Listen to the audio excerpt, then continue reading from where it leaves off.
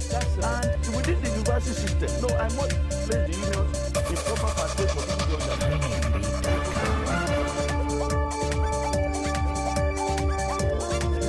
Hello and welcome to the program. Now, 3 years and 22 days after their abduction in Chibok, Borno State, northeast Nigeria, 82 of the over 200 abducted girls were released to the Nigerian government on Saturday, May the 6th.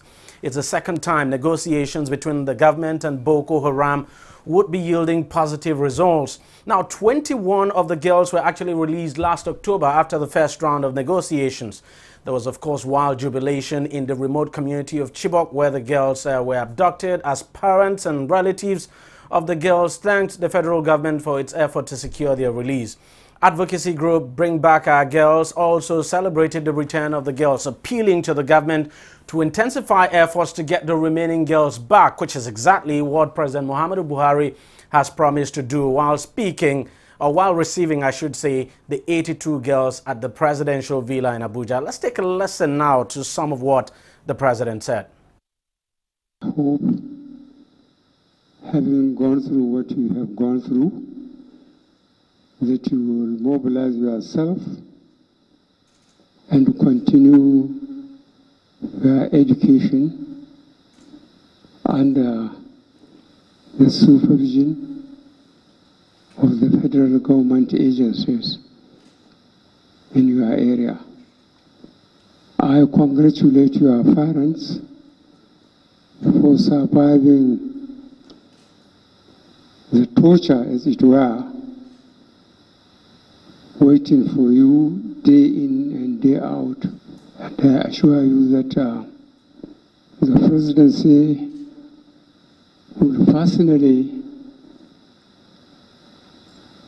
supervise the performance of those trusted with social welfare commitments made by the federal government.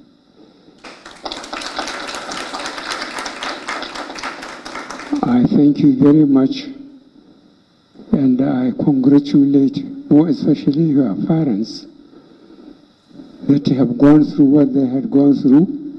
It's only they that have the real feeling of what you went through. We congratulate them and we assure them that the federal government will perform on its promises to look after you, to continue your education. Thank you very much indeed.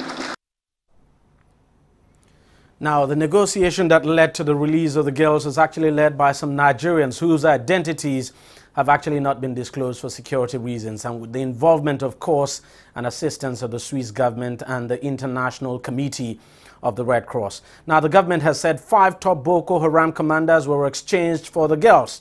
Some groups, like a faction of the PDP, has criticized the deal, saying it was wrong to have exchanged the girls with terrorists.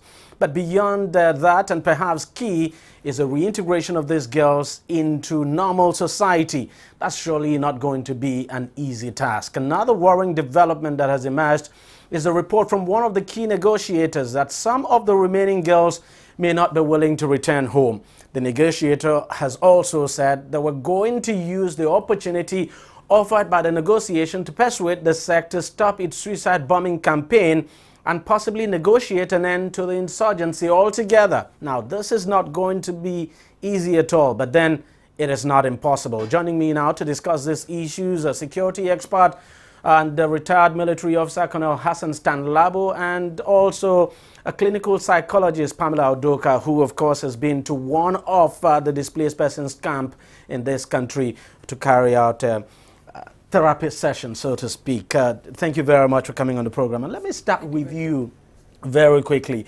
You know, the girls, 82 have been released, 21 last October. We're still expecting the remaining to come. But the key challenge now is how to reintegrate these girls into society. We understand they'll go through several therapy sessions and all of that. So at this stage now, as a psychologist, what exactly would you expect the girls to be going through, you know, to be undergoing at this moment as we speak? The first thing they should expectedly go through is what we refer to as post-traumatic stress. They have gone through trauma, and there are symptoms associated with this traumatic experience. One of them definitely would be a lack of sleep, and then reliving the incidences that they went through. And you can't just take those away just by playing lip service to, oh, they will do this, they will do that. No. They should actually be seen to be taken through that process of reintegrating them back to society, not only physically, but emotionally and psychologically as well, because they've gone through a lot, and they need how difficult are these sessions, and just give us a sense of what it's like and how it's difficult to clear the minds of these girls, so to speak, considering what they would have seen. They would have seen unspeakable things. Let me bring this home. I just came back from, let me call it an experience in the IDP camp, one of the IDP camps in Guruku. You see a woman. And Guruku, by the way, is in Nasarawa State, yes, just by the outskirts of Abuja there. A woman who witnessed her 4 sons and her husband being shot in front of her. You will see a child. I'm talking about a child that was under 10. They've been in that camp for about 3 years. So if a child is 11, 12, I mean, definitely the child was under 10 then. And then she's describing to you how in front of her, her father was caught, or her brother was caught up or shot. You don't just wish such things away and tell the person, oh, sorry, it is well, we thank God. No. We have techniques. First of all, we assess. Not all of them are going through this stress, by the way. No, we have individual differences, but 95% of them, especially the women and the children, are going to have high level of PTSD. Okay? So now, after assessing, we'll now do therapy, because at the therapy sessions, we have to know which technique is applicable. The women, for instance, just sleep therapy, because I mean, I stayed there for 4 days. One of the therapies I did was sleep therapy, because I have women who have not slept for 3 years, 4 years. They have not slept. They had sound sleep. What you and I take for granted. They've not had sound sleep. After the therapy session, we had to wait. I waited an extra day to see if the effect of the effect of therapy. By the way, I didn't go alone. I took 3 of my colleagues with me. Self-funded. I funded all of us. And we worshipped with them in the church, and then went back to do what we call post-test to see if what we did was effective. And we had a woman who came to, let me use the word testify, that she slept off, and somebody came to wake her, a neighbor came to wake her that her child was sleeping. She slept off, and her child was crying, and she didn't hear. So the lady who came to wake her up now came to me when I was in my post-test and said, please, whatever you did for this woman to sleep, please do it to me as well, because I was when I woke her up. Okay? And we found there was a woman whose husband was a pastor. The husband was burnt alive in front of her. She had not slept as well. So after the therapy sessions, this woman slept off. So it is not just talking. There's a technique about it. So it don't just, it has to be done by experts. You don't just gather people and say, okay, you will do sleep therapy, we'll do PTSD therapy. So you get, no, it has to be done by experts, because there's a technique, there are stages to it. I did drama therapy for the children. I couldn't do drama therapy with the women, because the mothers, I mean, you can't tell them to start doing creative play or being, no. And there's a technique to drama therapy. Not just because it's drama, you just run and know, there's a technique to it, which can only be done by clinical psychologists. I'm also trained, yeah. I'm going to come back to you. Okay. Let me come to you, Colonel. We've heard people say it is wrong, to have exchanged these girls with terrorists. The government, of course, has confirmed that 5 top Boko Haram commanders were released in exchange for the girls. What's your take on that?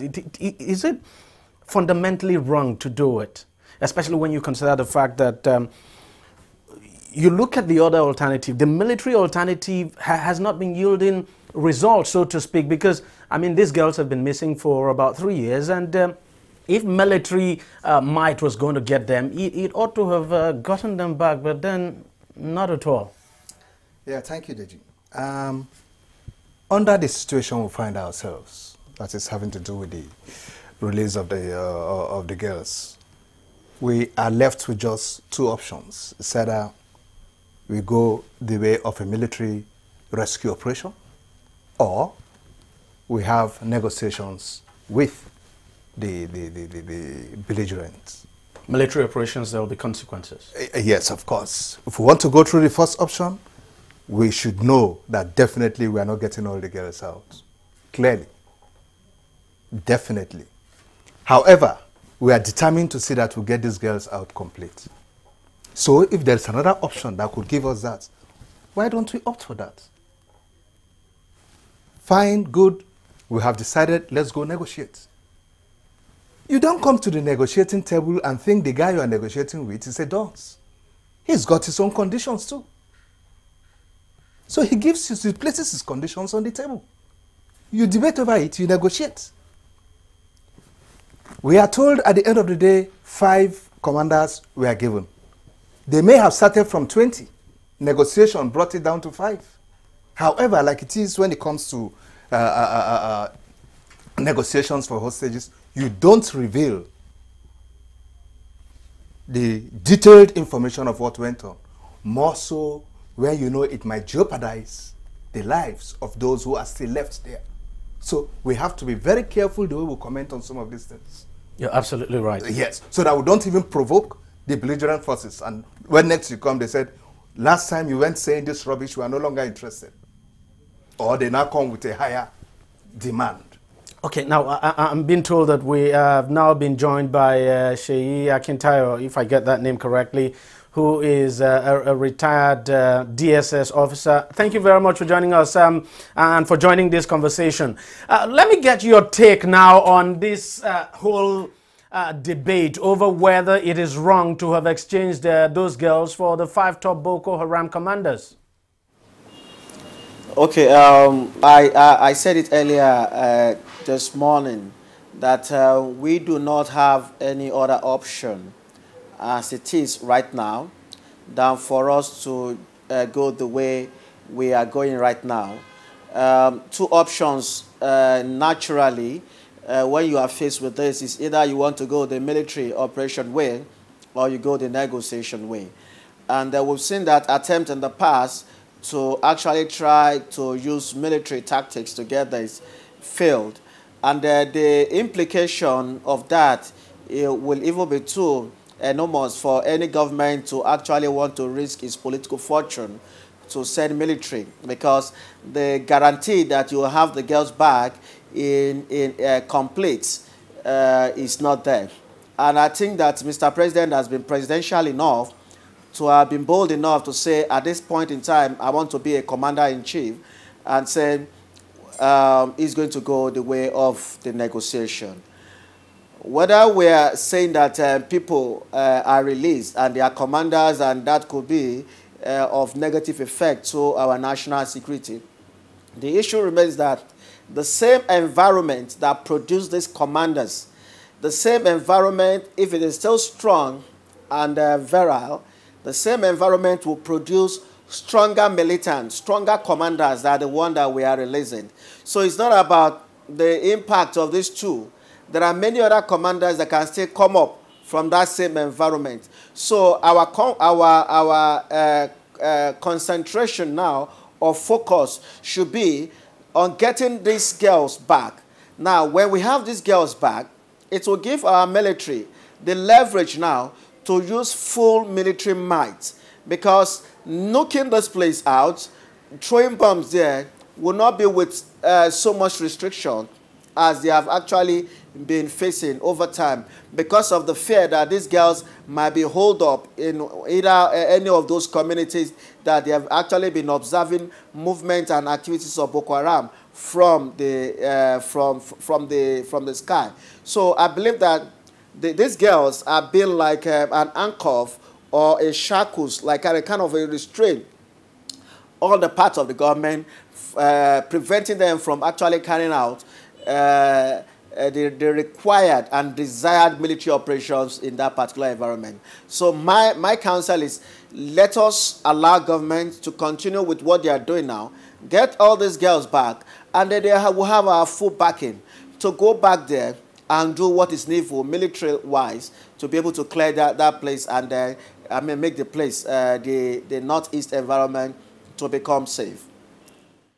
Continue to hold on. I'll get back to you. Let me come to you, Pamela. Tell us, recovery for these girls.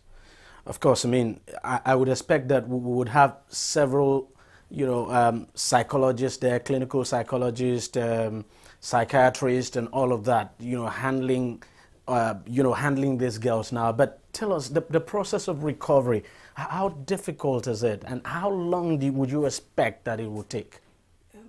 It's a case of individual difference, I always say, but it's not something that's going to take like maybe 1 week or 2 weeks. It's a long-term process. Okay, so it's not something you say, okay, we start after 1 week, everybody goes, or they are fine. No, we have to test, keep retesting until that individual. And for some of them, they may live with that memory for the rest of their lives. No, if they are treated well, like if the treatment is carried on well, they will recover. They recover. They need to have coping skills as well. You have to give them coping skills. You have to integrate them back in the society.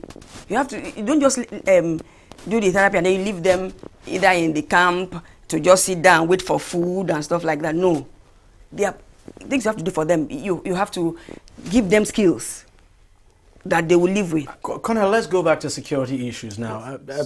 One of the negotiators has said that they are looking at not just getting these girls out. They also want to get the other girls, not just the other girls, even other people who, especially women and children now, who have been kidnapped by Boko Haram. But most importantly, one very important thing the negotiator said is that they want to use this opportunity to see if they can, reach a negotiated settlement and end the insurgency altogether. What do you make of that? You think that is a possibility?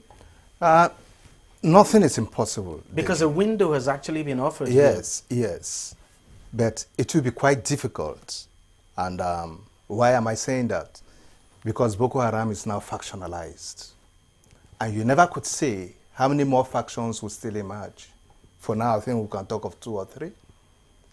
We never could say how many more factions will still emerge. Because these are very indisciplined groups. They are not as organized as regular armies. And mind you, since they are now decentralized, they no longer have this monolithic, nature, or yes, let me say monolithic structure, so to speak. So every commander does what he feels like, and that's why you see that the negotiations that went on, one was from the first 21 girls were from one faction. One faction. While we got the other ones from another faction. Who could know how many other factions are holding? They want 13 girls out there. Fine, like you did ask, is it possible? It is possible. But we cannot bring all the factions on one negotiating table to negotiate. But the mere fact that we are now talking with them is something positive. Very good omen. A right step in the right direction that we have gotten to where we are. Then now we have to leverage on it to see how we can negotiate the peace completely. And how but then, bear in mind that we are not talking of a normal combat situation here. Pardon me to say Nigeria, Biafra civil war, where at the end of the day, somebody says, okay, we have surrendered. For us to achieve this, it entails for the commanders drawing back whatever cells they have out there that are creating most of the bombings you have ahead. Yeah. If these cells are not withdrawn and say, look, it's all over, then we are still in a battle state. And some of them have lost control of these cells. I'm painting a very realistic picture on ground. Some of them have lost control, don't even know where some of these cells are, operating on their own independently. It's going to be a bit difficult, but it's doable. Yeah, it's doable. Difficult, but not a bad idea at all to try. Let me come back to you, Mr. Adetayo. What do you think of this window of opportunity that has now opened, that this negotiator says, they intend to use to bring an end to the insurgency altogether? You think this can actually still be sorted you know, just around a table? Okay, yeah, it is achievable, but we need to be able to manage our expectation very well. The fact that I say it is achievable does not mean that we can actually have 100% surrender situation. I want to give an example. Similar thing was called in Algeria, and the heads of the GSPC, the same group that have been waging war against the government of Algeria for so many years. It's a situation even much more serious than what we have in Nigeria. When they came out to say that they were embracing the amnesty and they were surrendering, there were still some elements within the group that actually refused, and they formed another group. They were able to mobilize more people that joined their ranks, and they are still waging war. Despite the fact that the main leadership, the main people that government used to know, they've actually surrendered. In fact, they actually disarmed.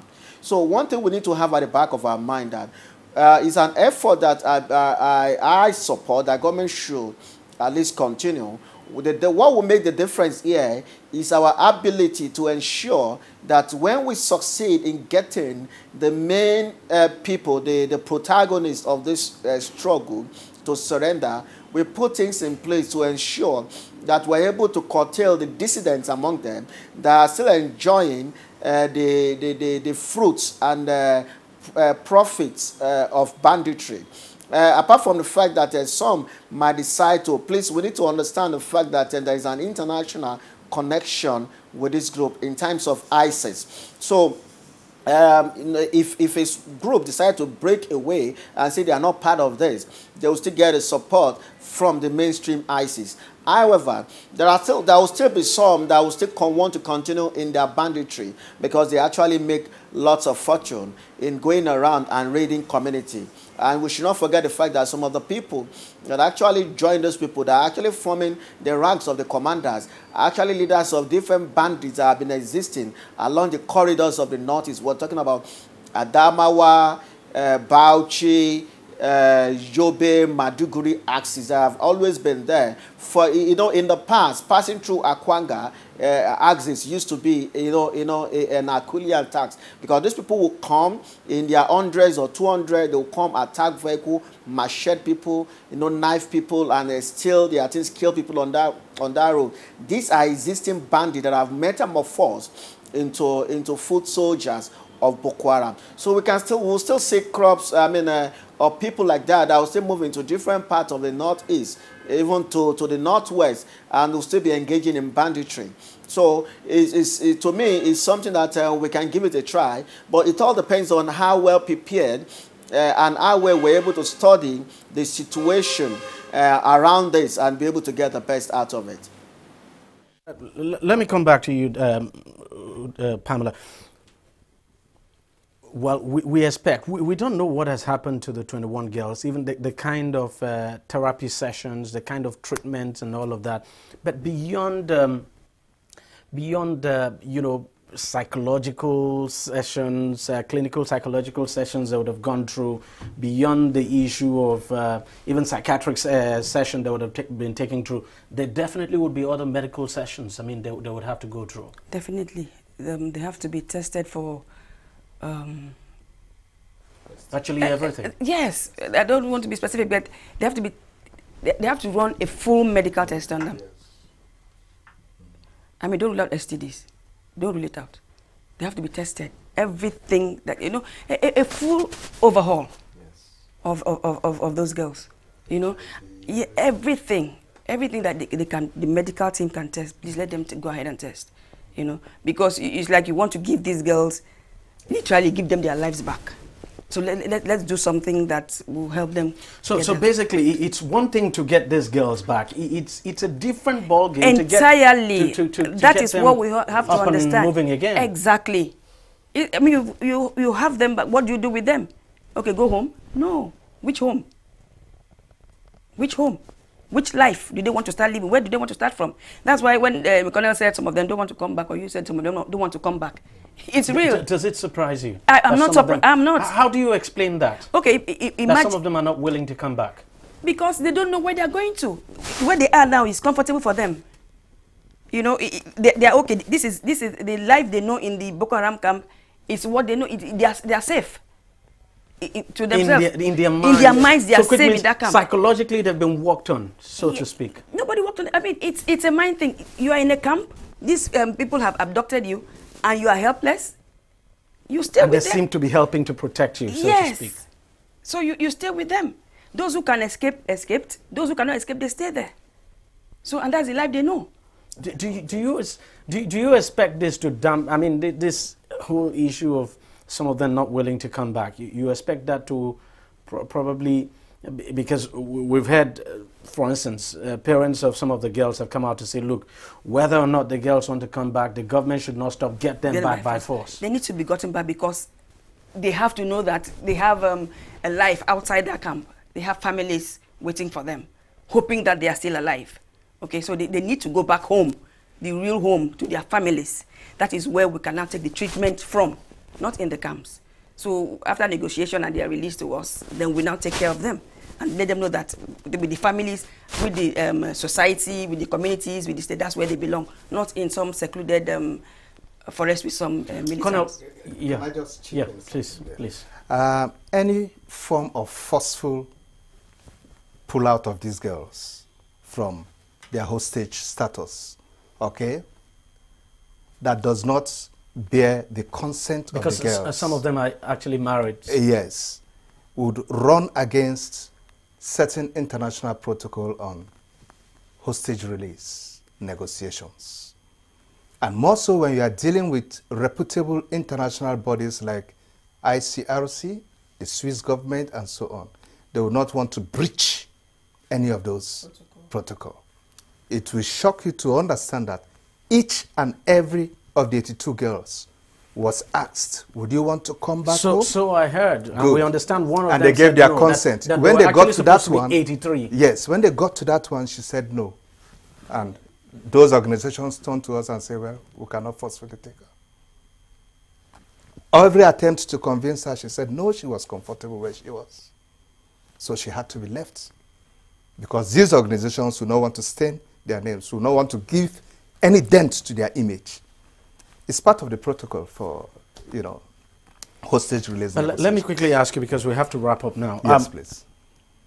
We still see suicide bombings, which is a huge challenge. What can be done to stop that? Of course, the negotiator said they are trying to talk to them to stop the suicide bombing campaigns.